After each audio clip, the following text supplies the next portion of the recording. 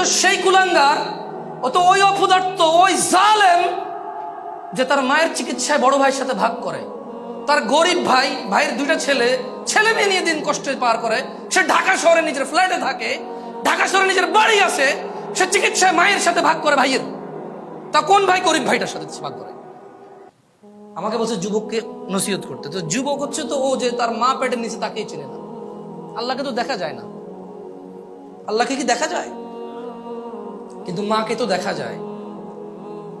যুবক হচ্ছে ও যে তার বউয়ের কষ্টে কাজা দেয়। আরে তোর ভাবি জানিস, একটা যেমন চাইছি আল্লাহ তেমন দিছে, জানি না কি ভালো কাজ করছি।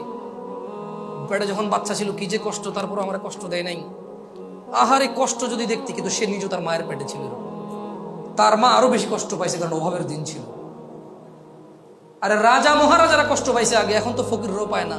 ঢাকা শহরে নাকি ভিক্ষা করে মানুষ 3 তলা বাড়ি করে।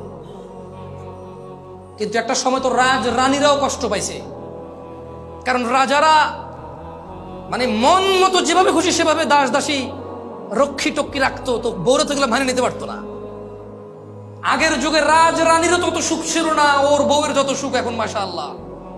তারপরেও তো 42 ইঞ্চি সিনেমার টিভি না হলে ওর চলে না, বক্স খাট না হলে ওর চলে না, অমুক ব্র্যান্ডের সোফা না হলে চলে না, সিরামিক লাগবে, এসি লাগবে, ফ্যান লাগবে, কাজের মহিলা লাগবে। তরকারি কুটলে এখানে নাকি দাগ পড়ে যায় বেচারার বউয়ের। তারপরে আবার মা এই বাসায় থাকতে হবে কেন? তোমার মা ওই বাসায় থাকে, তোমার ভাইয়ের ছেলেকে তোমার বাপ স্কুলে দিয়ে আসে, তোমার মা ছোটটারে কোলে রাখে। আমাদের এখানে থাকলে তো আমাদের গুলো একটু রাখতে পারে। তাহলে মা লাগবে কেন? বাচ্চা কোলে নেওয়ার জন্য। বাপ লাগবে কেন? বাচ্চা মাদ্রাসায় দিয়ে আসার জন্য। তো এই যুবকরা আমি কি বলবো? আমাকে বলেন আপনারা যুবককে নসিহত করতে। ও আল্লাহ সম্পর্কে ওকে কি বলবো? ওর মা ওকে পেটে নিছে, অভাবের সংসার ছিল, ও নিজে দেখছে, ও নিজে দেখছে। এটা মেহমান না আসলে গুস্ত খাইতে পারতো না, তো না পারলে কি ওর মা খাইতে পারছে? ও নিজে দেখছে অভাব। ও দেখছে ওর মা ওর বাপের মায়ের চোটে এই ঘর ফালাইয়া 2 ঘর দৌড়ায় যায়, আরেক ঘরে যায় ঢুকছে, ওর বাপ ওখান থেকে দৌড়া নিয়ে আসা ওর মায়ের আবার মারছে। ও দেখছে এই কষ্ট, ও এই কষ্ট দেখছে ওর মায়ের। ওর মাকে দেখছে, ওর মায়ের নির্যাতন দেখছে। ওর মা ওর দাদির সাথে সবসময় লাইগা থাকতো কিছু একটা নিয়ে। বাচ্চা কোলে নিলে সমস্যা, কাম কাজ নাই, ফুলজ্ঞ হয়েছে, মাইয়জ্ঞ হয়েছে, এটা সারাদিন করে থাকবে, দেখায় আমরা রাজু ফালি নিয়ে দোষগা।